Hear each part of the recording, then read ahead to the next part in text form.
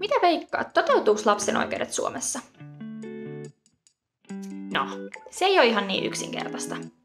Lapsen oikeuksien sopimus hyväksyttiin YK:n yleiskokouksessa vuonna 1989 ja Suomessa se ratifioitiin eli saatettiin lainvoimaiseksi vuonna 1991. Sopimus on ollut täällä siis voimassa vähän yli 30 vuotta ja kansainvälisesti tarkasteltuna Suomessa lapsen oikeudet toteutuu hyvin, mutta täydellisesti ei täälläkään suoriuduta. Jokainen sopimusvaltio, siis myös Suomi, on sitoutunut raportoimaan YK:n lapsen oikeuksien komitealle siitä, miten hyvin he pystyvät turvaamaan sopimukseen listattuja oikeuksia.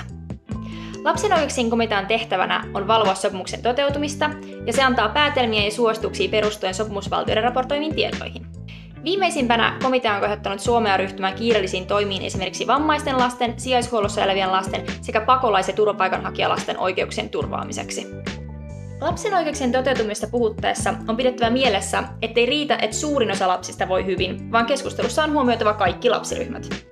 Lapsen oikeudet on ihmisoikeuksia, jotka kuuluu painosanalla kaikille lapsille.